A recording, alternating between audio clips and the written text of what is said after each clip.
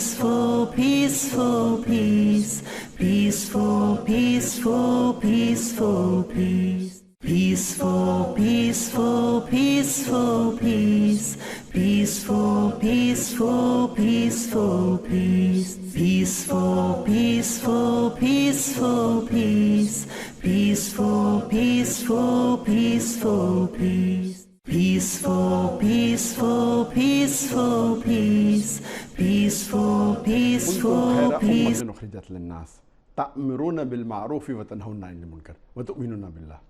رب اشرح لي صدري ويسر لي أمري واحلل عقدة من لساني يفقهوا قولي. I welcome all the viewers of the Peace TV network, the Peace TV English, the Peace TV Urdu, the Peace TV Bangla, and the Peace TV Chinese, as well as my 4 social media platforms, which are the Facebook, the YouTube, the Instagram, and Twitter. I welcome all the viewers with the Islamic greetings. Assalamu alaikum wa rahmatullahi wa barakatuh. May peace, mercy, and blessings of Allah subhanahu wa ta'ala, of Almighty God, be on all of you. And I welcome all of you to this program, Ask Dr. Zakir, season number 1, session number 5. Here you're most welcome to ask any questions on Islam and comparative religion, or any question which a non-Muslim or an atheist may have asked you regarding Islam and you could not answer, or any questions which come on the media which are misconceptions about Islam, which are attacking Islam. This is your opportunity. You can ask your questions on any of my 4 social media platforms, but see to it that the question is in brief. Some of the questions are so long, and the longer it is, the more chances it will be rejected. Keep your question brief and to the point, and one question at a time. Besides social media, the best would be that you should ask your question as a text message on the WhatsApp, with mentioning the question in brief, with your name, your profession, your city, and the country of residence to the WhatsApp number +60 11 269 53895. I repeat, you can text your question in brief, mentioning your name, your profession, your city, and the country of origin to the WhatsApp number +60 11 269 53895. The first question asked on the WhatsApp is by Periyar Alam Shah from Tamil Nadu, India. And Brother Periyar is asking a question. Periyar is asking the question: how can Muslims coexist peacefully with Hindus while Allah hates kafirs and commands Muslims in the Quran to do jihad against their faith? Quran is indeed a terror manual against Hinduism. Muslims want to abolish Hinduism and convert Hindustan into Islamistan. They want to fulfill the command of Allah. I fully support Modi ji and Amit Shah ji for a Muslim-free Hindu Rastra. Kick Muslims out to Pakistan or Kabristaan. Jai Hind.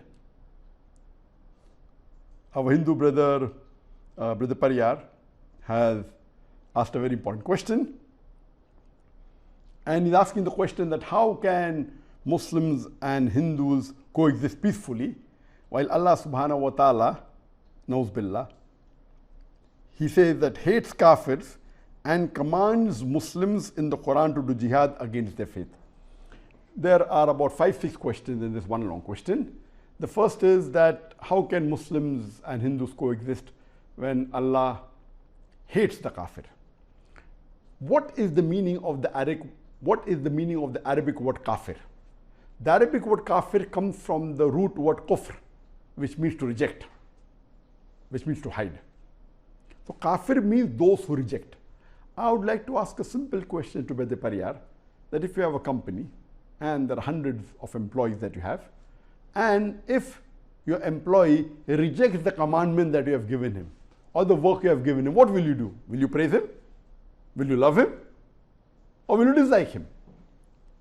And mind you, they are only employees. Here Allah subhanahu wa ta'ala is the creator.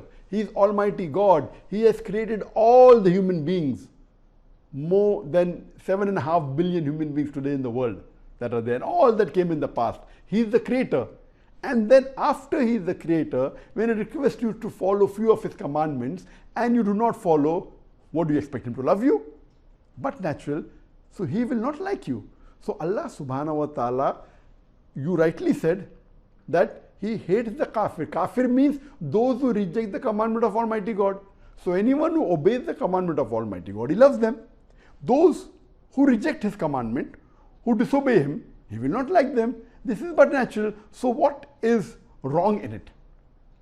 And the second part of your first question is that Quran says that we should do jihad with these kafir. You are right. If you read the Quran says in Surah Furqan, chapter number 25, verse number 52, that do jihad with the Quran against the unbelievers, with the kafir. Here Allah is advising us that jihad is the Arabic word which means to strive, which means to struggle. Unfortunately, the media has promoted that jihad means something to kill, or jihad only means that you go for a war. This is not the right concept. The real meaning of the Arabic word jihad comes from the Arabic word jahada, which means to strive, which means to struggle. So jihad basically means to strive and struggle. Here Allah is telling that you strive and struggle against the unbelievers. Those who reject the Quran, you strive and struggle with the Quran. That means Allah is telling us to convey the message of the Quran, of Allah subhanahu wa ta'ala, of Almighty God to the unbelievers. So what is wrong in that? This is good, that Allah is telling to strive and struggle to convey the message, the commandment of the Creator. Then the question asks, Quran is indeed a terror manual against Hinduism. Let me give you an example. That every country has a police force and they have laws in the country, what you should do, what you should not do. And if you go against the law, there are punishments which are mentioned. Every country has a law that if you rob, there will be so and so punishment. If you murder someone, so and so is the punishment. And if you cheat, so and so is the punishment. If you do fraud. Similarly, Quran is the future world constitution. It is a law book of our Creator, how a human being should lead his life. If you allow me to call a human being a machine, it is the most complicated machine on the face of the earth. The glorious Quran is the instruction manual for the human being, the do's and don'ts. And if this instruction manual to prevent people committing crimes has given a punishment for robbing or for murdering an innocent human being or for cheating, then why do you call it terror manual? If you call it a terror manual, that means all the countries, the court of law, which has the constitution and where it says in the law book the punishment for the crimes, then every country will have a terror manual. So it's a misunderstanding. It is the guidance given by Allah subhanahu wa ta'ala to the human beings about the do's and don'ts. And if you do not do certain things which are commandments of Almighty God, like how you have rules in the country, if you break a signal, there are punishments for it. So similarly, this is a book to prevent the wrongdoing by the human beings. It is a misconception that it is a terror manual. Actually, it's a manual for peace. If someone calls the law of the country as a terror manual, that means the person hasn't understood the law of the country. It is actually a peaceful manual, so that peace prevails in that country. If this law wasn't there in the country would have been in chaos. Anyone would terrorize you. So because of this law, peace is maintained. Similarly, this is the law book of our Creator Allah subhanahu wa ta'ala to let peace prevail throughout the world. In the next part, our brother Periyar says that Muslims want to abolish Hinduism and convert Hindustan into Islamistan. They want to fulfill the command of Allah. Regarding a question that Muslims want to convert Hindustan into Islamistan, First, let me tell you that the word Hindu is a misnomer. How did this word Hindu come from? Where did it come from? Who gave this word Hindu? According to historical books, we come to know that the word Hindu is not present in any of the scriptures of Hinduism. According to Jawaharlal Nehru, in his book Discover India, he says the first time this word was used was in the 8th century. It is never found in any of the Hindu scriptures. It was first used in the 8th century when the Muslim Arabs came to India. And even the historians say that this word was given by the Muslims. So the word Hindu is given by the Muslims for the people living in the land of the Indus Valley. The real name of the religion, those who follow the Vedas, should be Vedantist. So this Hinduism is a misnomer. And really, if you come to know that Allah subhanahu wa ta'ala, Almighty God, has only sent down one religion for the whole of humankind. It is later on that human beings kept on manipulating it, and the moment the message got changed, Allah sent a new messenger with a new message to get the people to the straight path. So all the messengers of Almighty God, Allah subhanahu wa ta'ala, they taught nothing but submitting your will to Almighty God. And the religion of submitting your will, in Arabic we say Islam. Islam comes from the root word salam, which means peace. It's also derived from the Arabic word silm, which means submitting your will to God. So Islam means peace acquired by submitting your will to Almighty God. And anyone who acquires peace by submitting his will to Almighty God, he's called as a Muslim. So here Muslims want all the human beings in the world, not only in India, the Muslims want all the human beings in the world that they should go and follow the commandment of Almighty God. They should worship only Almighty God and no one else. Because we love our brother human beings and we want them to follow the commandment of the Creator, Almighty God, which all the major religions, if you read the scriptures, all the major religions, the scriptures' basic message is that you worship only one God, do not make images of God, and worship Him alone and follow His commandment. The brother further says that I fully support Modi ji and Amit Shah ji for a Muslim-free Hindu Rastra. Regarding as far as our Prime Minister Narendra Modi and our Home Minister Amit Shah is concerned, according to me, both these people, they do not follow the Hindu scriptures. They don't follow the Vedas. They are breaking the rules of their own scripture. What they are promoting is not Hinduism or Vedantism, they are promoting Hindutva, their own brand. And if you read the Vedas, there are many things that our Prime Minister and Home Minister are not following from the Hindu scriptures. They are killing people, they are torturing people, all this is against the scriptures. If you analyze and read the teachings of the Vedas, I can proudly say that I follow more of the teachings of the Vedas than Amit Shah and Modi ji put together. Because I have read the Hindu scriptures. I doubt whether Narendra Modi has read the Vedas. I doubt whether Amit Shah has read the Veda. And even if they have read the Veda, I doubt whether they have understood. And I don't think so they practice. There are so many things that they violate. There is so much of anarchy going, so much of oppression going on in India, so much of innocent people are being killed on their advice, so much of cheating is there, so much of corruption is there. All these are against the teachings of Vedas. So if you want to judge a person only on the teachings of Veda, then Alhamdulillah, I, Dr. Zakir Naik, who is a Muslim, can proudly say that I follow more of the teachings of Vedas than Narendra Modi or Amit Shah. So what they are doing is they are taking the people away from the true teachings of Hinduism. And regarding your last statement that you said that kick Muslims out to Pakistan or Kabristan. Let us understand what is the meaning of the word Pakistan. Pakistan, Pak means sacred, holy. Stan means land, holy land. I am not referring to the Pakistan country or neighboring country. I'm not talking about that. But if you literally say that the Muslims should be kicked to Pakistan, to a holy land, that means you don't consider India to be holy? You don't consider India to be sacred? You don't consider India to be a good country? I, being India, I consider India to be a good country. It is few politicians who are changing the atmosphere and are causing chaos in the country. But as a country, India was a very good country for many years. It is yet a good country. There are some politicians who, for their ulterior motives, they are spoiling the name of the country and they are causing chaos and violence in the country.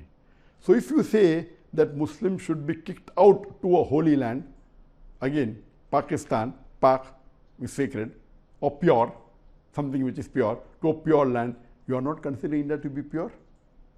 I am not talking about our neighboring country, Pakistan. And I remember when I met Dr. Israr Ahmed, he told me that Pakistan is everything but Pak. According to him, may Allah grant him Jannah, he said that the country Pakistan, the aim was noble, but the action, what they did is not correct. And he said that Pakistan is everything but Pak, means Pakistan is everything but pure. That's his view. That's not my view. And kick the Muslims to Kabristaan. It is every human being has to die. Allah says in the Quran, He gave life and He will cause you to die. Every human being, no one can save you.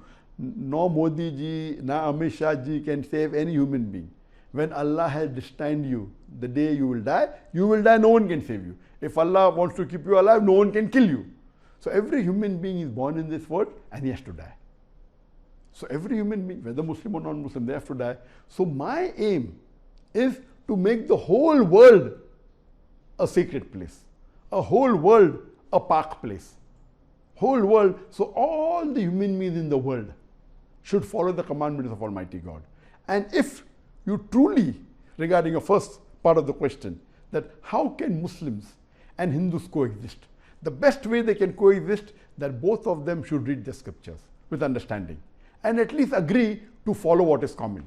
If the Hindus read the Vedas with understanding, if they understand Sanskrit, and if they read, and if the Muslims read the Quran with understanding, and let us agree to follow what is common.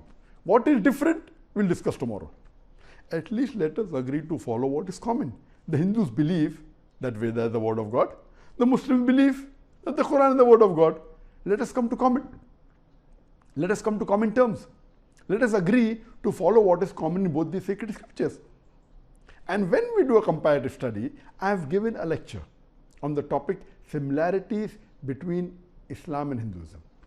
And I have given various similarities. Number one is both the religions say that we should worship only one God. Both the religions say that we should not make any idols, any images of Almighty God. Both the religions say that the last and final messenger to come is Prophet Muhammad, peace be upon him.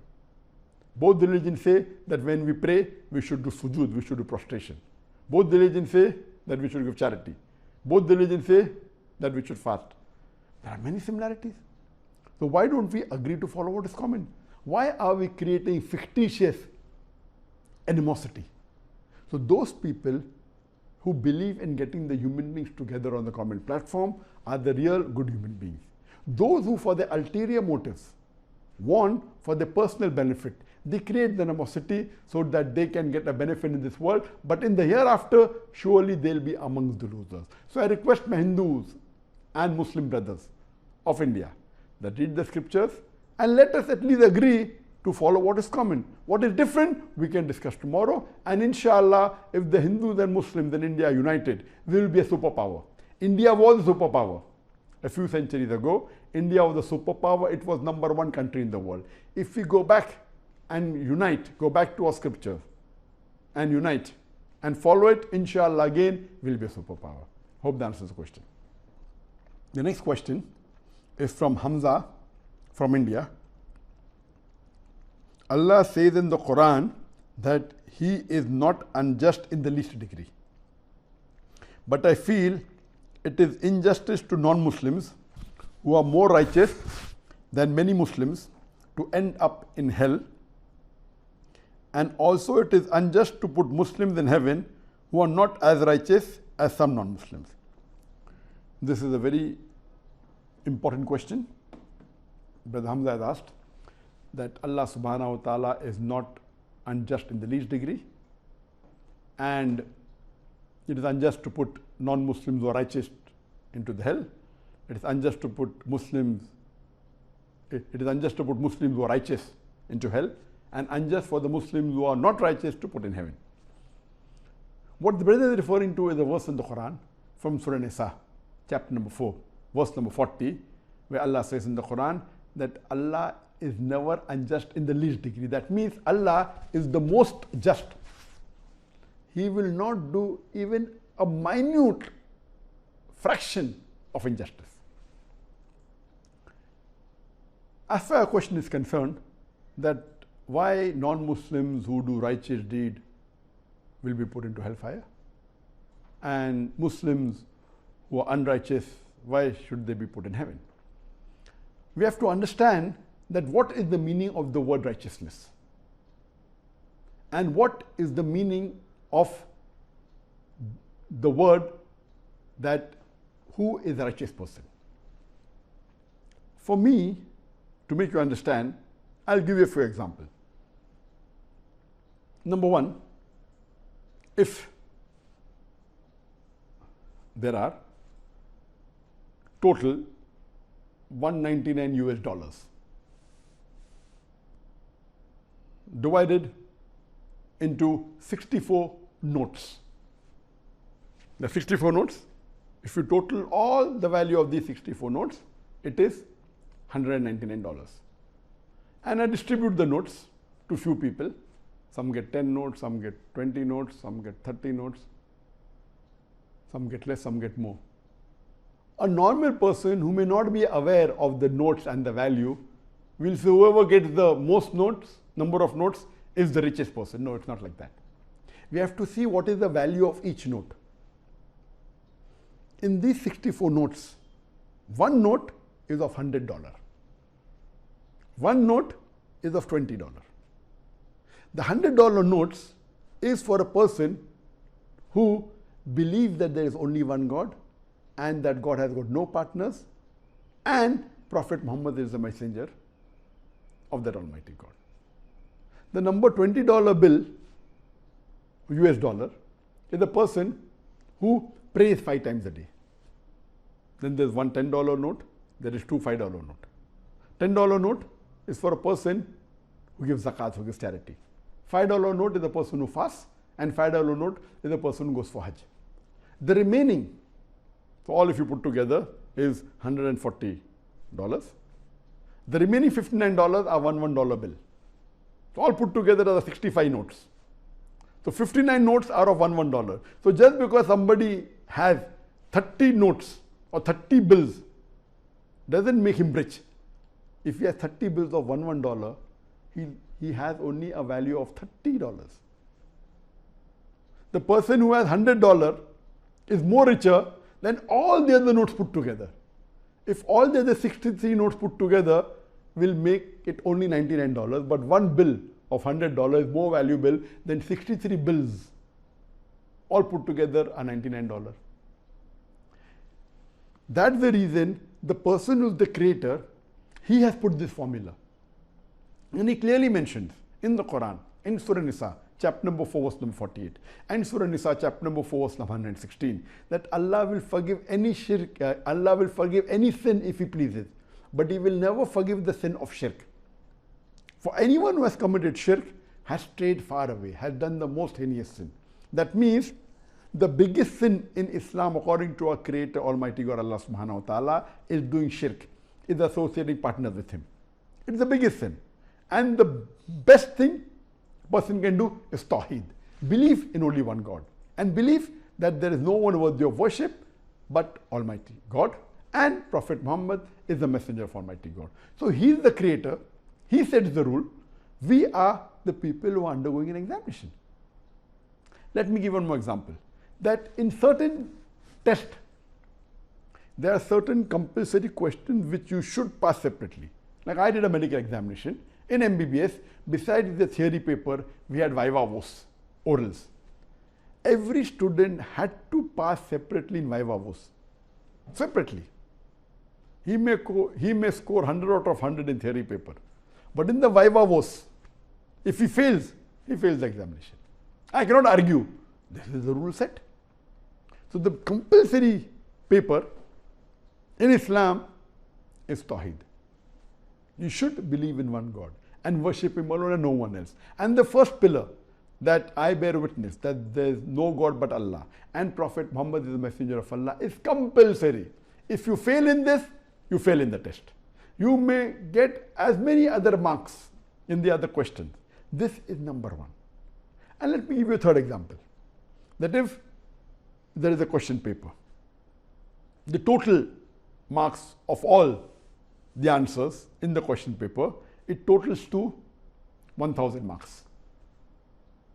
One question is compulsory, most important, which carries 501 marks. And the minimum passing marks, the minimum passing for this paper is 501. If you get anything less than 501 out of 5,000, out of 1,000, sorry, that means you have to get more than 50% marks. You have to get minimum 501. If you get anything less than 501 out of 1,000, you fail the examination. That means this one main question, which is compulsory, it is Tawheed. It is the first pillar of Islam, that there is no one worthy of worship except Almighty God, and Prophet Muhammad is the messenger of Almighty God. This is number one, which carries 501 marks. Then number two is Salah, maybe carrying 100 marks. Then would be giving charity zakat, maybe 50 marks. Then fasting in the month of Ramadan, that may be 20 marks. Then it may going for Hajj, that may be the 10 marks. Another maybe hundreds of more questions, 2 marks, 1 mark, 3 marks, 1 mark. But if you get 0 marks in the major question of Tawheed, of the first pillar of Islam, you fail the examination. So this is a test for the hereafter. Allah says in the Quran in Surah Mulk chapter number 67 verse number 2, Alladhi khalaqal mawta wal hayata. It's Allah who has created death and life to test which of you is good in deeds. So Allah subhanahu wa ta'ala has sent us in this world as a test for the hereafter. And the rules and regulations have been laid down in the Quran, in His last and final revelation. He kept on sending revelations. The moment it got corrupt, He sent a new revelation. He sent a new messenger. The moment it again got corrupted, He sent a new message and a new revelation and a new revelation. There were many revelations sent on the face of the earth. By knowing, we know only 4. Torah, Zabur, Injil and the Quran. And the last and final revelation is the glorious Quran. And the last and final messenger is Prophet Muhammad, peace be upon him. So, you may be thinking, this non-Muslim, he is very honest. Okay, what is the marks for honesty? Okay, maybe 5 marks. Out of 1,000 marks, 5 marks. He is very charitable. Okay, maybe 10 marks. He is very kind, 10 marks. But out of 1,000 marks, these 5 marks, 10 marks, 5 marks, 10 marks, 2 marks, 1 mark will not make him pass the examination. You may be thinking, okay, he's doing 10 good deeds or 20 good deeds. But if that one person who has the $100 bill, who passes in the viva voce, the compulsory question, the one who gets full mark on Tawheed, he is the person who has got, is sure to pass. Is sure to pass. The best would be a Muslim who believes in Tawheed, offers Salah, and also gives charity zakat, also fast, does the Hajj, is good to the neighbors, loves people, is honest, who does not bribe, does not have alcohol, does not gamble, who helps others, helps the neighbors, loves his parents, and so on and so. He's the best. Maybe he'll get 90% marks. Maybe he'll get more than 900 out of 1,000. There may be other Muslims who may not be honest, but yet believe in Tawheed. But because they believe in Tawheed, they've got the $100 bill. They have passed in the viva voce. They have got 501 marks already in that one compulsory important question. So logically, who would be higher in the examination? A person who's got 501 marks or a person who's got 5 marks, maybe 10 times, 50 marks, 100 marks, 200 marks. So what you have to understand, We have to understand what is righteousness. And Allah says in the Quran in Surah Hijrah, chapter number 49, verse number 13, Ya ayyuhan nasu inna khalaqnakum min zakarin wa unsa wa jalnakum shu'uban wa qaba'ila lita'arafu inna akramakum indallahi atqakum innallaha alimun khabir. O humankind, we have created you from a single pair of male and female, and have divided you into nations and tribes, so that you may recognize each other, not that you may despise each other. And the most honored in the sight of Allah is the person who has taqwa. The criteria for judgment in the sight of Allah subhanahu wa ta'ala, it's not sex, it's not wealth, it's not color, it's not race, it is not gender, it is taqwa, it is righteousness, it is God consciousness, it is piety. So as you rightly said, who is righteous? Imagine our Creator, Almighty God, who has given us this life, who's given us the clothing, the food. Clothing, food, besides the point, how many of us thank Allah for the water He has given us free? How many of us thank Allah for the air? If we don't get for a few minutes, we will die? How many of us?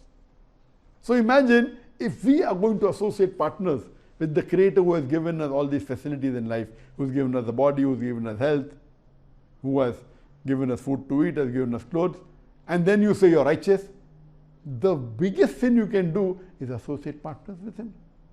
You worship somebody else besides the Creator. So what you have to understand, what is righteousness, is very important. You have to understand that very clearly. Can I have the tissue, please? So if you understand this, what is righteousness, you will come to know and you will realize that who should get more marks. So if you know this, then inshallah you will never object to the justice of Allah subhanahu wa ta'ala. Hope that answers the question. Saki, we have Farah Sheikh, Fatima Zahra, Sadman Saqib, Aisha Afnani, Zareen Khan, Muhammad Tala, Abdullah Ameri, Yusuf Somsur, Abu Beslin. Most of them are saying Assalamu alaikum, wa alaikum assalam. They are doing du'as. May Allah accept your du'as. And I do du'as for you too. Beautiful world. Mr. HK, Sumit More, Sadiq Ar-Rahman, Komal Wam B, Muhammad Asif Faruqi, Parvez Alam, and many others. On the Facebook, we have Umar Jabali, Layet Ili, Siddiq Kushigara, Abdi Kareem Muhammad Ibrahim, Maheja Muhammad, Shahab Khan, Sayyaf Mahidat, Hamza, Rabiul Islam, Muhammad Huda, Meshab Owi, Opon Khan, George Regina, Adnan Wasti, Saima Batul, Muhammad Swaleh, Jurri Nemsi. Most of them are Assalamu alaikum, wa alaikum assalam. They're doing du'as. May Allah subhanahu wa ta'ala accept your du'as. And I love all of you, mashallah, for the sake of Allah subhanahu wa ta'ala.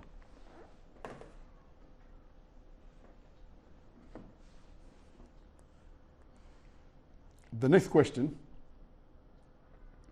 from Furqan from Delhi, India. What will happen to good non-Muslims? We have seen some very good-hearted journalists like Ravish Kumar, etc., who speak the truth, take sides of Muslims and show the ugly truth of the oppressors. It is not just him, there are many others from different professions who are like him. So what will Allah do to them if they don't die as Muslims, as they don't deserve equal punishment like other big wrongdoers? In brackets, you know their names. The questioner is asking that non-Muslims are of different types. Some are good non-Muslims, some are very bad, some are extremely bad. So will all of them get the same punishment? And the answer is no. How we have in Jannah different levels of Jannah. there is Jannat al-Firdaus, Jannat al-Firdaus al-Ala. In the garden, there is a garden. So all those who go to Jannah will not be on the same level. The Muslim that will go to Jannah would be different as compared to the Ambiyas. The Ambiyas are the best, they are the highest, the messengers.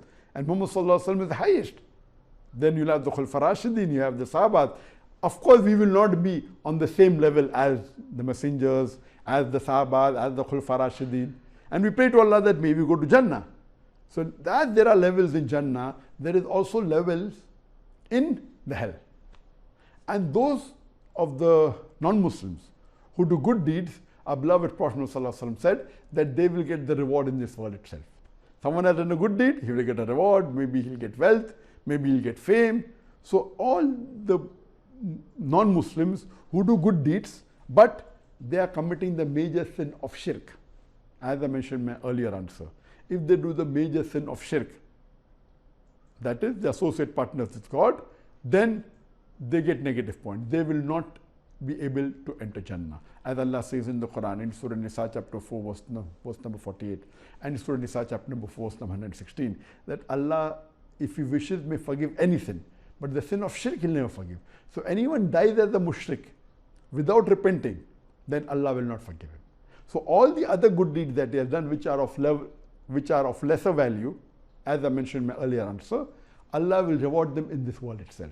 And in the Akhirah, in the next life, but natural, in the Jahannam, in the hell, there are different levels. Some are the lowest level of Jahannam, which will be the Munafiqeen, and those which are wrongdoers like Pharaoh and Hitler, and maybe into brackets who you mentioned, we know what you're talking about. They will be there, inshallah. But always there is a possibility that even those people who are non-Muslims and maybe against Islam, there are chances that Allah may give them hidayah. What I do, I pray to Allah subhanahu wa ta'ala that may He give hidayah to these good non-Muslims so that they come to the fold of Islam. And we never know. We know that every day there are thousands of non-Muslims throughout the world accepting Islam. And when they accept Islam, many of them, they become better practicing Muslims than those who are born in a Muslim family.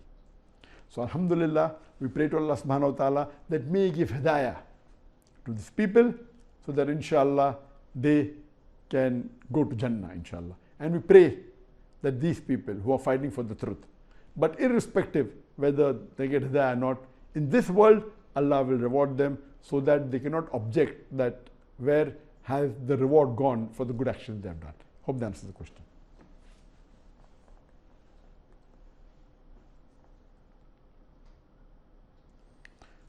The next question is from Shahriyar Zahid, Canada.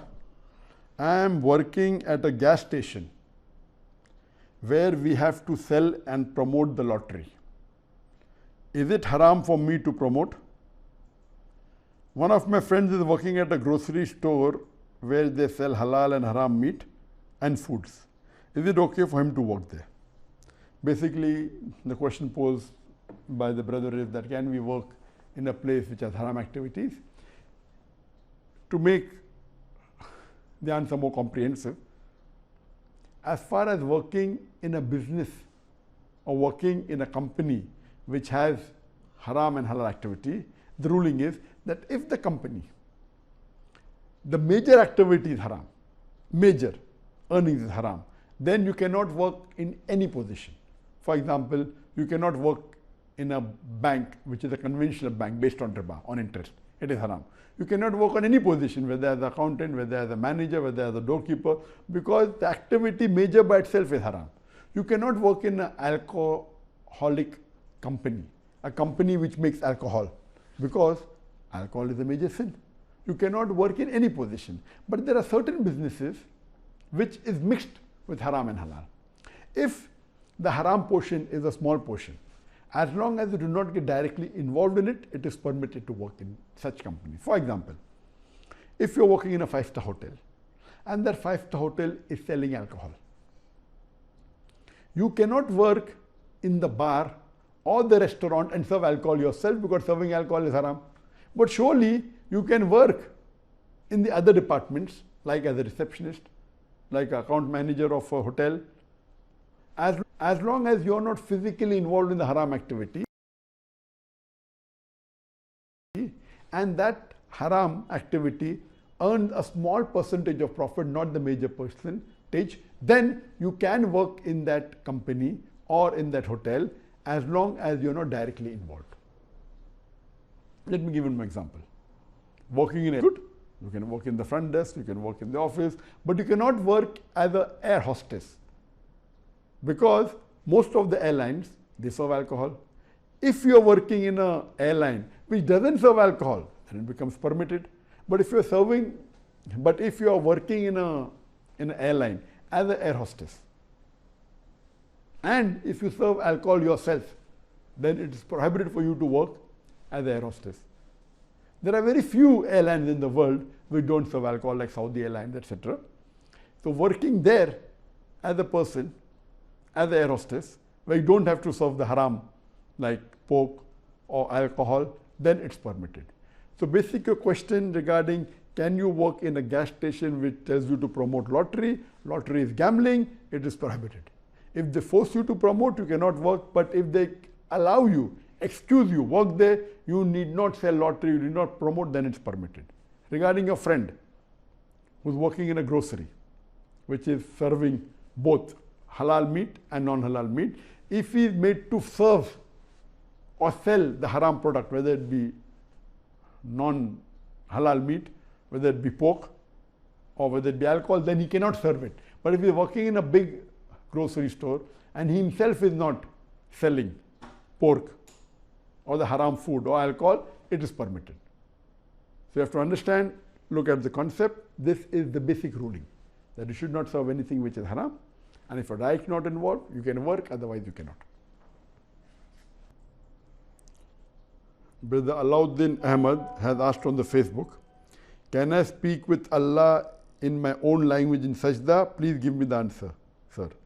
Yes, while in the Sajdah, in the Salah, you can pray to Allah subhanahu wa ta'ala, and you can pray in your own languages. Allah understands all the languages. As far as the basic part of the Salah is concerned, we have to repeat as the Prophet taught us in Arabic. But in Sajdah, when you're doing the dua, you can surely do in your own language. It is permitted and that is recommended. One of the best time to do dua is in the Sajdah. And the best time is in Tahajjud, when you're offering Tahajjud. And in Tahajjud, that is the last 1/3 of the night when you're praying the Qiyamul Layl, Tahajjud. And when you do the Sajdah, then you do dua. That is one of the best times to do dua. But from the Facebook, Tanbar Rahin, how are you, sir? You are great people in the world. Asadullah Tasal, we are proud of you, Dr. Naik. Rabiul Islam, you are great. Question from Rizwan Islam, India, on the WhatsApp. I am the greatest fan of you. My question is, what is the most effective method to unite the Muslims? The best and the shortest reply to this question is Allah says in the Quran in Surah Imran, chapter number 3, verse number 103, وَاتَصِمُوا بِحَبْلِ اللَّهِ جَمِيعًا وَلَا تَفَرَّقُوا. Hold all together to the rope of Allah strongly and be not divided. So the best way to unite the Muslim is to hold the rope of Allah. The rope of Allah is the glorious Quran and the Sahih Hadith. So if all the Muslims in the world adhere and follow the glorious Quran and the Sahih Hadith of the Prophet, that is the best way to unite the Muslims. There is a question on the Facebook by Shaha Fahad. If parents stop their son from keeping a beard, then what should the son do? And there are similar such questions already asked, which is there in my data bank. I'll just merge it together.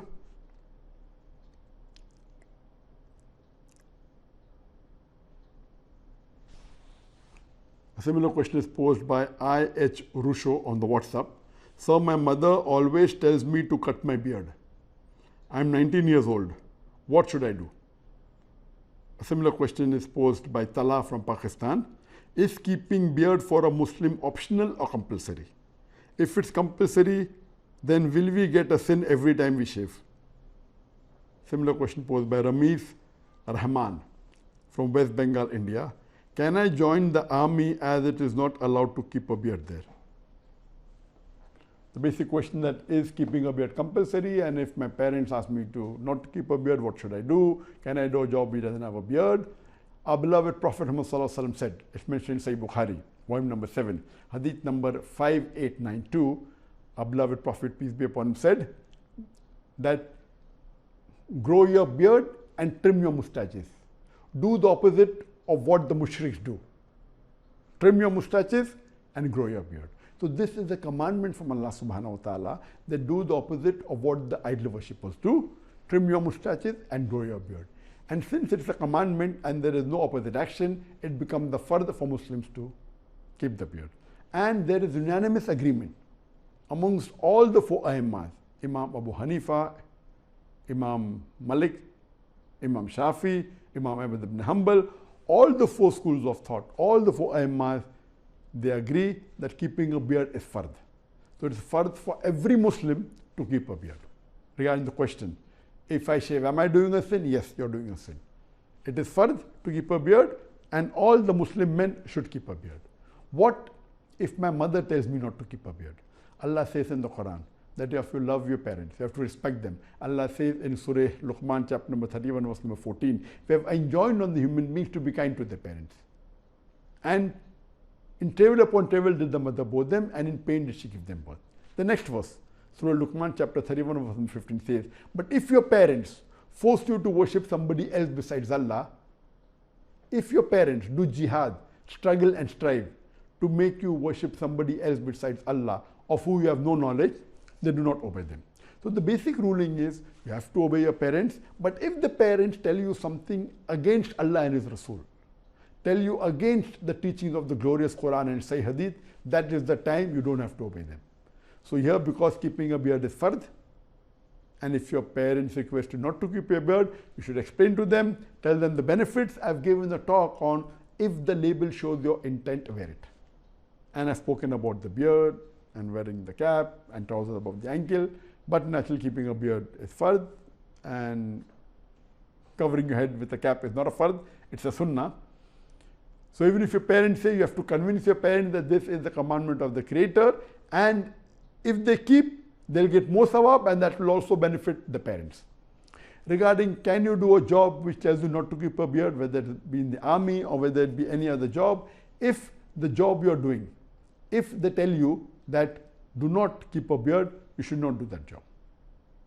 Because it is the commandment of our beloved Prophet, it's a fard. So if they ask you to do something which is haram, you should not do. It is better to take a job which permits you, even though you may get less salary. Keeping a beard is fard.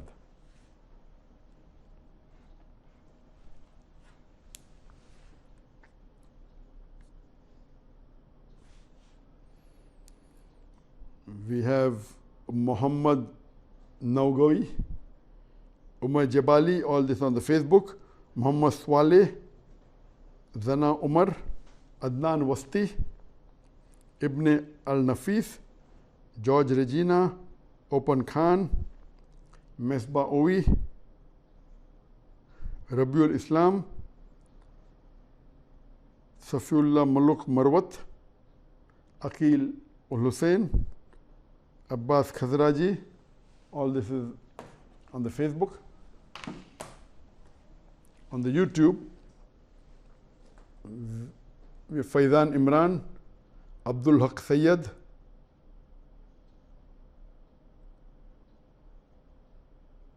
Tiku Ram, Qatar Admi, Iftikhar Hussain, Najmul Islam, Fatima Zahra, Qatar Admi, Pravaj Raj, Khan World, Red Bull, Batul Fatima, and all of them, most of them are saying salam, wa alaikum salam. They're asking how am I? I'm fine. Alhamdulillah, they're doing du'as. May Allah subhanahu wa ta'ala accept your du'as. We have Tamiz, Nagla Khalid, Iftikhar Hussain, and others.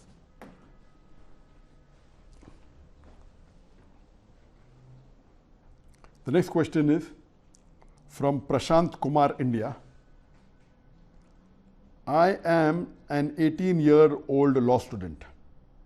Honorable Dr. Zakir Naik, as you may have also heard that the people who worship idols actually worship the jinns. What if the jinn is good and has iman and he grants our wishes by asking from Allah in our favor? Is it still wrong?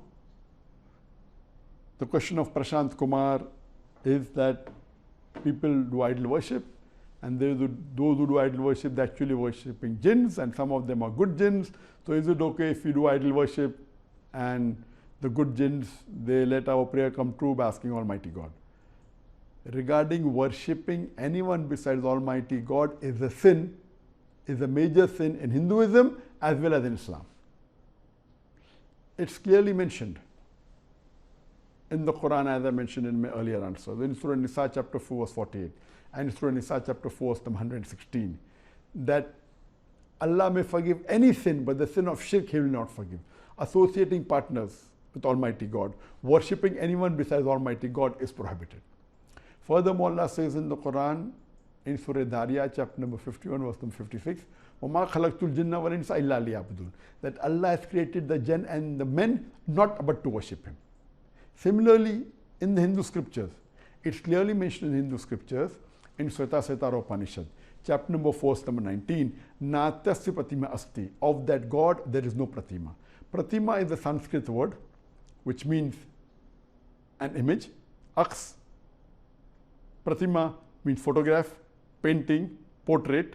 It also means a sculpture, an idol, a statue. It says Natasya Pratima Asti, of that God there is no Pratima. There is no image, there is no photograph, there is no portrait, there is no painting, there is no statue, there is no idol, there is no sculpture. So doing idol worship is prohibited in Hinduism. And it's clearly mentioned in the Chandogya Upanishad, chapter number 6, section number 2, verse number 1.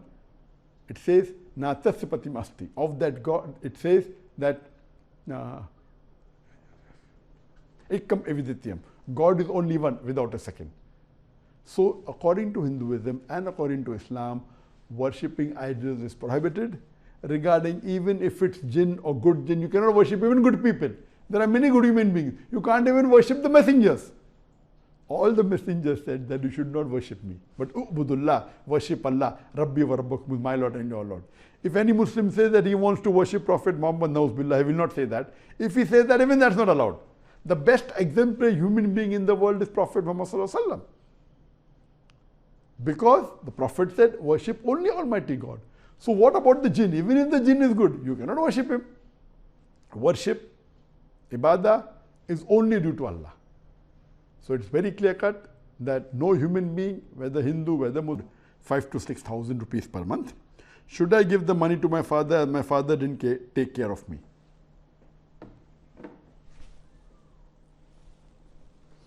The brother asked the question that his father left him at the age of 18, mother left him at the age of 11, they did not take care of him, and now he's got a good job, he's earning good money, and father is asking monthly approximately 5,000 to 6,000 rupees, should he give him or not?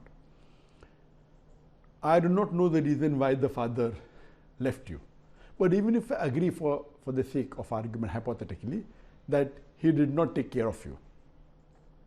If he did not take care of you, and if he did not do his duty, that doesn't mean that you should not do your duty. You, as a good son, should do your duty. And taking care of the parent is a requirement that every human being, every Muslim should take care of the parent when they grow up.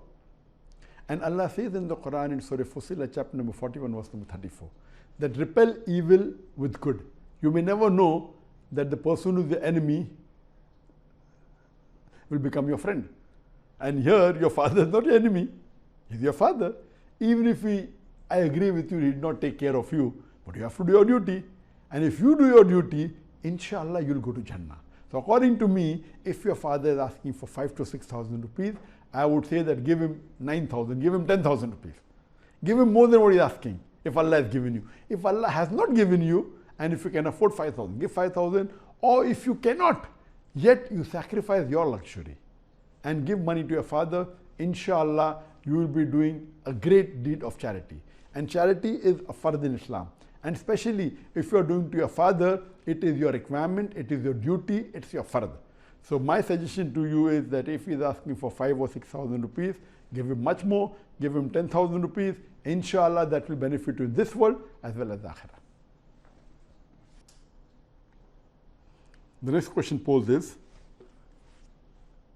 by Junaid, India, but living in Kuwait. If a medical doctor gives some medical advice which is contrary to the advice from our Prophet Muhammad, peace be upon him, what will we have to do? I ask this question because my wife, she's pregnant, has been advised by the gynecologist to lay down by directing towards her left side, in order for the baby to have blood circulation. But I heard that in Islam, sleeping by pointing towards our right side is sunnah. Could you please educate me, sir? As far as if a doctor gives you advice which is contrary to the teachings of Islam, teachings of Allah, or teachings of the Prophet, what should you do? Basically, in Islam, there are 5 categories of things. One is which is fard, which is compulsory. One which is mustahab, as we say as sunnah, which is recommended. The third is mubah, that is permissible, optional. And the fourth, it is mustahab. The fourth is makruh, that is discouraged. And the fifth is haram, which is prohibited. When you do what is fard, if you do it, you get plus point. If you don't do it, you get negative points. In the mustahab, in the sunnah, which is encouraged, if you do it, you get plus points. If you don't do it, you get no negative points. Mubah is permissible, optional. Whether you do it or you don't do it, there's no negative, there is no positive points. As far as makruh is concerned, which is discouraged, if you don't do it, you get positive points. If you do it, you get no negative points. And the last is haram. If you don't do it, you get positive points. If you do it, then you get negative points. If a doctor gives you advice and tells you to do something which is fard, that is good.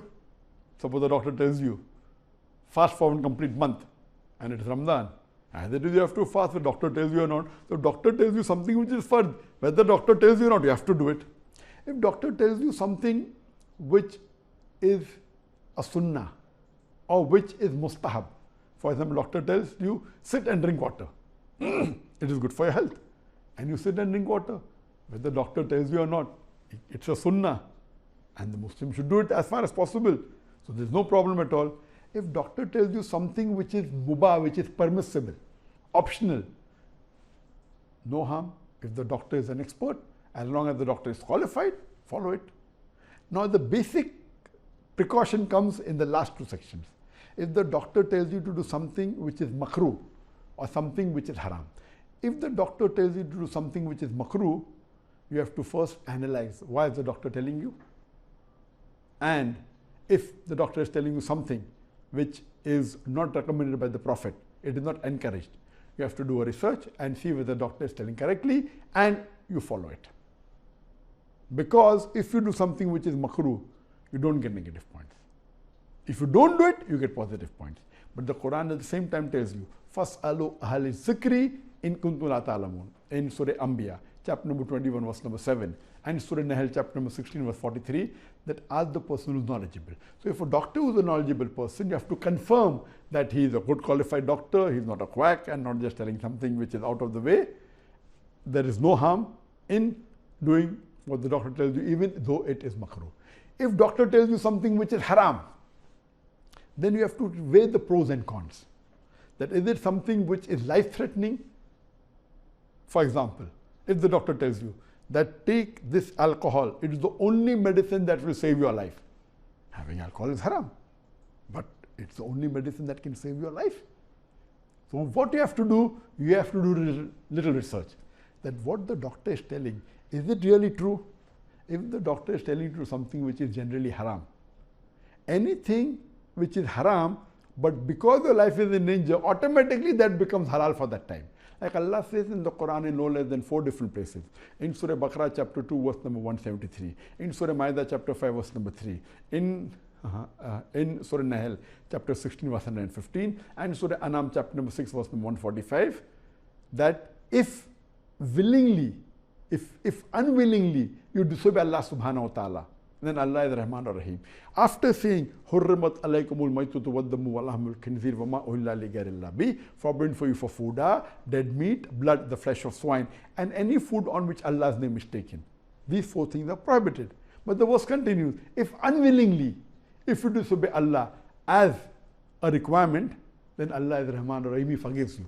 For example, if you go in a boat and there is no food, and you have been out at the sea for several days, and the only food available is pork. Pork is haram. But that time, to save your life, having pork becomes prohibited. But the moment you come on shore, having pork becomes permitted, because you're going to save your life. But the moment you come to shore, pork again becomes prohibited.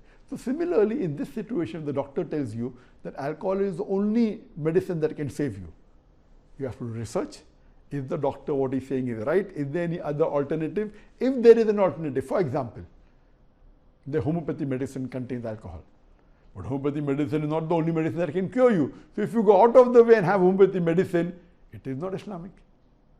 Because most of the homeopathy medicine contain alcohol. Suppose if you have cough, and if the cough syrup contains alcohol, you should not have that. There are other alternatives. If you are feeling cold and doctor tells you, have alcohol, have beer. Beer keeps you warm. Have honey. Honey will keep you more warm. So if there is an alternative for the thing requested by the doctor, do the alternative. If there is no alternative and that's the only thing that can save your life, so if in the situation of life and death or detrimental point, it becomes permitted for you. Quran has given the permission. If the doctor is telling you something to do which is makruh, then do your research and weigh the pros and cons. Is the treatment really required? Ask you something which is against the sunnah. Sunnah will give you blessing. Based on that, if you do something which is makruh, it's not a sin at all. It is permitted. In this case, a prophet did tell the Muslims that when you sleep on the right side. And today scientifically we know that when we sleep on the right side, the right lung is larger than the left lung. If we sleep on the left side, there is pressure of the lungs on the heart. So if we sleep on the right side, it is preferable, it is better scientifically to sleep on the right side. And our Prophet has recommended that. Now in the situation where a lady is pregnant, what happens that the liver is on the right side? So if a lady sleeps on the right side, there is pressure of the liver on the uterus and there is pressure on the baby. So the doctors many a times when required, they recommend the pregnant woman to sleep on the left side so that the pressure of the liver is not there on the uterus, and that is beneficial for the baby and increases the blood circulation. So in such cases, when there is a requirement and if the doctor says sleep on your left side, it is not haram at all. It is sunnah to sleep on the right. To sleep on the left side is makruh, but it is permitted, especially if it is going to be beneficial for the baby, and if it's a requirement, then at that moment at least, till the baby has problem or till you deliver, sleeping on the left side is preferable than to sleep on the right side. We have to weigh the pros and cons and then take the decision. Hope that answers the question. Next question is by Sheikh Mujtabah from Mumbai, India. What should I do if I teach Islam to a non-Muslim and he insults Islam and the Prophet Muhammad, peace be upon him? After that, should I teach him again or not? If you are teaching Islam to a person and that person insults the Prophet or Islam, should you stop teaching? No. If a non-Muslim insults the Prophet, you have to go out of the way to try and clarify the misconception. You should ask him, why are you insulting the Prophet? And clarify his misconceptions. There are many non-Muslims who are against the Prophet because of the media. The media portrays the Prophet in the negative picture. The media portrays Islam as a religion of terrorism, as a religion of violence, which is wrong. Islam is a peaceful religion. So what we have to do, it's our duty as Muslims that we should correct the wrong image. So if you're teaching someone Islam and if he insults the Prophet, you have to go out of the way to correct him and clarify the misconception. After you have done that, yet if he continues abusing and being violent, and if you have tried your level best and you could not convince him and yet he keeps on insulting, then as a last resort, you can stop talking to him. As the Quran says, when the ignorant approach you, you say Qalu Salama, say peace be on you. So after you have put all your efforts and you cannot convince him, and yet he continues insulting the Prophet and Islam, at that time you can break your friendship with him, or you can stop talking to him, or stop teaching him. But initially you have to try and convince. Try your level best. It may be for a few hours, it may be for a few days, it may be for a few weeks. If you're convinced he's not going to change and he'll continue abusing the Prophet and insulting the Prophet and Islam, then as a last resort you can stop talking and stop teaching to him about Islam.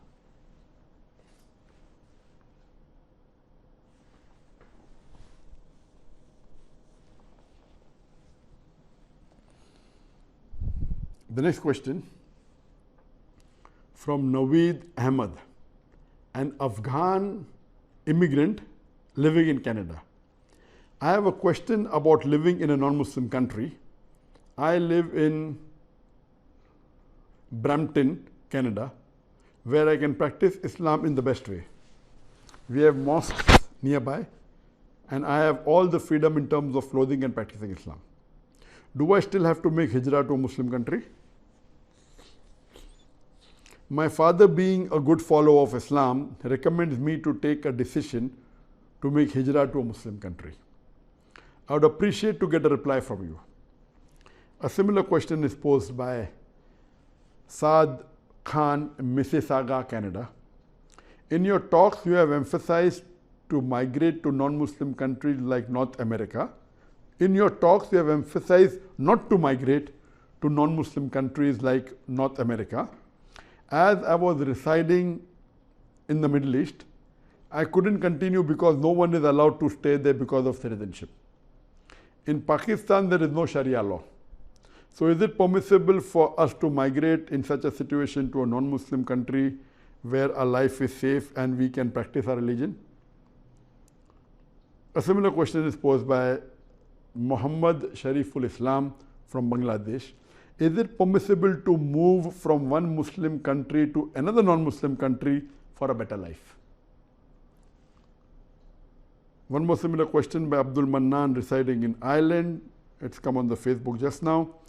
Dr. Zakir Naik, we love you for the sake of Allah. My question is, what is the legal point of view of Muslims staying in non-Muslim country? The basic question asked by these four brothers, and many such similar questions have come, regarding Muslims staying in a non-Muslim country. This can be divided into two types. A Muslim which is born in a non-Muslim country, what he has to do, and a Muslim who migrates from a Muslim country to a non-Muslim country. Allah subhanahu wa ta'ala clearly mentions that and gives us guidance regarding this topic. Allah says in Surah Nisa chapter number 4, verse number 97, when the angels of death come to take the soul of the person who has died in sin against his soul, and asks him, what is your state? And he replies that we have lived in oppression on this earth. Our state was very bad, oppressed. Then the angel replies that the earth of Allah subhanahu wa ta'ala is spacious enough for you to migrate from the evil. And for such people, Allah continues, their abode is hell, a refuge of evil. In this verse, clearly Allah subhanahu wa ta'ala says that when the angel of, and this verse was revealed in context to non-Muslims living in Muslims living in non-Muslim countries. This verse, if you read the Nuzul Quran, and people write in bracket mentioning for the Muslim living in non-Muslim country. It says that when the angel of death comes to take the soul of the person who has died in sin against the soul and ask them, what is your state? They reply, we lived in oppression on this earth. And the reply is that the earth of Allah subhanahu wa ta'ala is spacious for you to move away from evil. That means the world of Allah subhanahu wa ta'ala is so big that if you are living in a space where there is oppression, where there is shirk, where there is activity which is un-Islamic, you have to migrate. And if you do not, Allah says, your abode is hellfire, a refuge which is evil. The next verse says, in Surah Nisa chapter 4 verse number 98, as to those who are in oppression, and men and women and children who don't have the power or do not have the facility to migrate. Verse number 99 says, Allah will forgive them. Verse number 100 says that as to those who sacrifice their home and leave their land, Allah subhanahu wa ta'ala gives them many a refuge in the world. And if the person dies as a refugee away from his home, Allah subhanahu wa ta'ala will reward him. Here Allah is talking about those who do hijrah for the sake of Allah and His Rasul. With those who leave their home for the sake of Allah and His Rasul and take refuge. The land is very big. He'll find many refuge. And if he dies away from his home as a refugee for the sake of Allah and His Rasul, Allah will surely reward him. So from this verse, all the scholars, they agree that if a person is living in a non-Muslim land, there can be three options. Number one option is that he cannot practice his deen freely. Practicing deen hidingly is not acceptable. If you cannot practice your deen freely and you cannot call yourselves freely Muslims, then it becomes compulsory for you to migrate. Compulsory. Further, if you are living in a country where you cannot practice your deen freely, cannot call yourself Muslims, cannot do your faraiz, cannot stay away from the haram in a non-Muslim country, it becomes fard for you to migrate. Number two, if you can practice your deen very freely and there is no compulsion on you, you can do all the faraiz, you can stay away from all the haram, then migrating becomes mustahab but not a fard. But yet it is mustahab based on the verse of the Quran. So the scholars say, if you are living in a non-Muslim land where you can call yourself Muslim freely, practice your deen, there is no harassment at all, then migration becomes mustahab but not a fard. And for those people who are weak and do not have the means to migrate, who are oppressed, women, children, don't have the power, don't have the means, for them, if they continue to stay, Allah will forgive them. It is permissible. So these are the three things. Now, coming to the question of can a Muslim migrate from a Muslim country to non-Muslim, that is another question. All the scholars unanimously agree, those who are on the Quran and Sunnah. I know some scholars say allowed, especially if you go to Western scholars, they say no problem. To migrate from a Muslim country to a non-Muslim country, it is haram unless it be for education or for the purpose of dawah. For education purpose, you go, you acquire education, come back, no problem. Or if you go there not as a part-time da'i, as a full-time da'i to deliver the message, then the scholars say it's permissible. But if you just shift from Muslim land to a non-Muslim land for a better living as the questioner posed, it is not permitted at all. And I know there are millions of Muslims who have migrated from Muslim countries, from India, from Muslim countries like Pakistan, from Bangladesh, to Western countries, USA, Canada, European countries, only basically for a better living. They talk about education, so education will have to come back. The main purpose is for a better living because they can earn more money. This is totally prohibited. Migrating from a Muslim country to a non-Muslim country for a better living is prohibited. If you are born in a non-Muslim country, then the options are three. If you can not practice your deen freely, it becomes compulsory to migrate. If you can practice your deen freely, it is mustahab to migrate, not a fard. I know there are many Muslims born in non-Muslim country. A large percentage of the Muslim ummah are living in non-Muslim country. If they are born there and if they can practice their deen freely, according to me, nowadays there are very few countries in the world, non-Muslim countries in the world, where you can actually practice very freely. And that also, in those countries, it will not be total freely, but to a great extent.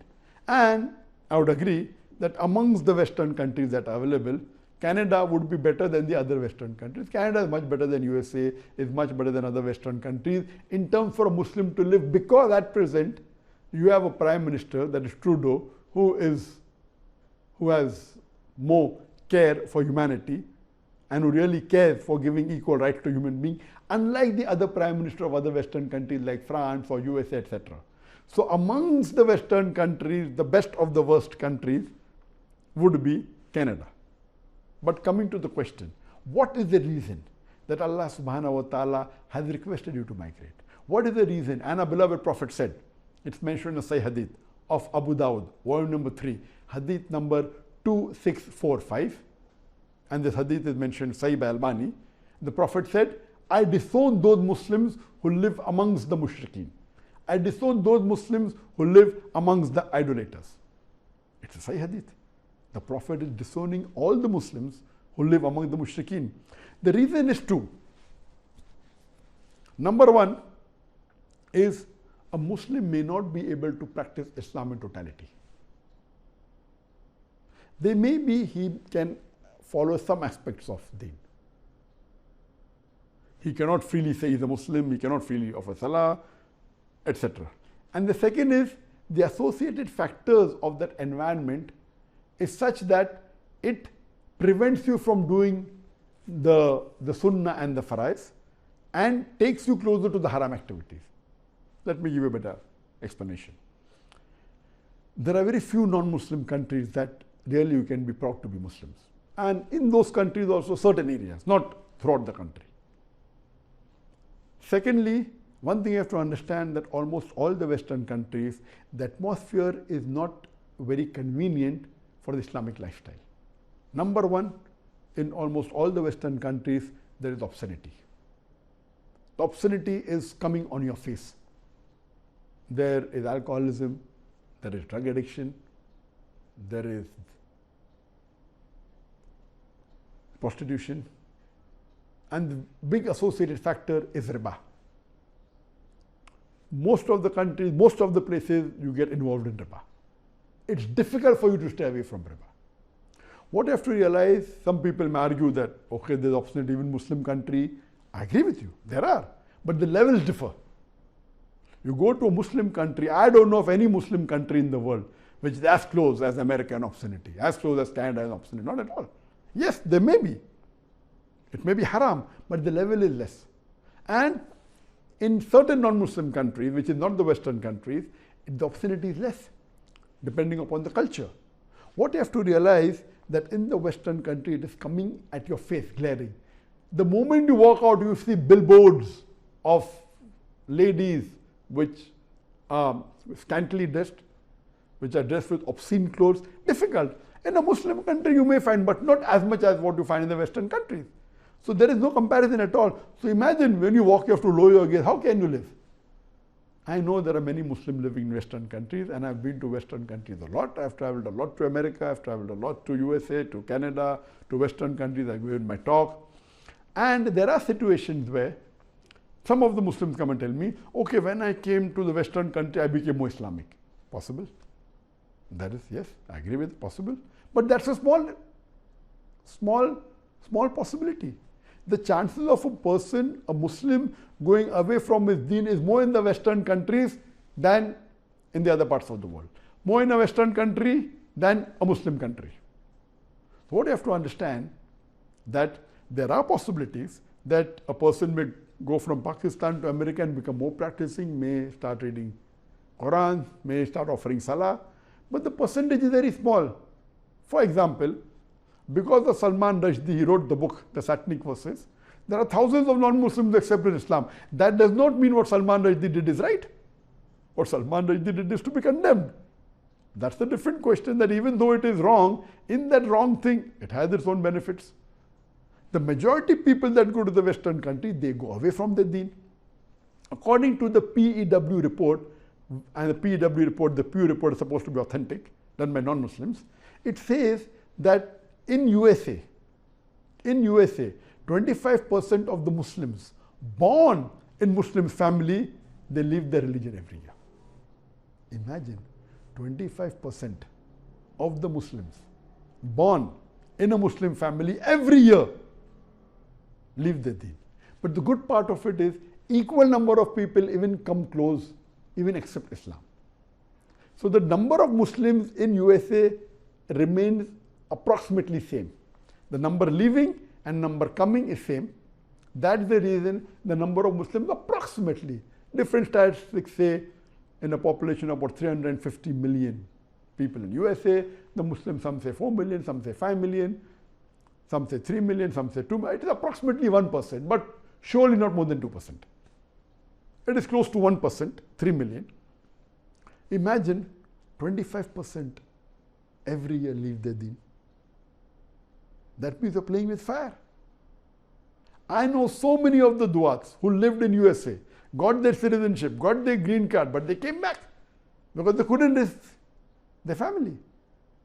I know many people tell me, oh, because when we go to USA, when we go to Canada, there is a Muslim community center. The moment a person goes away from his country or goes away from the people of like-minded and he stays in a minority, there are possibilities that you make your own community. But that's a very small possibility. I have traveled to USA so many times. I have gone to many conferences. What you have to realize is that what you see is just the outside world.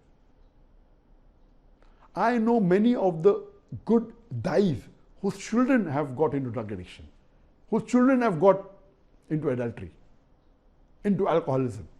You can't stop it. It is coming on you. Yes, I know even in Muslim countries like Pakistan, Bangladesh, people are involved in all these evils, but the percentage is less. For the questioner to say that there is no Sharia followed in Pakistan as though Sharia is followed in Canada, it's totally wrong. Between Canada and Pakistan, Pakistan will be 1,000 times better than Canada. I know there are evil practices in Pakistan, in Bangladesh, but yet it is 1,000 times better than a non-Muslim country.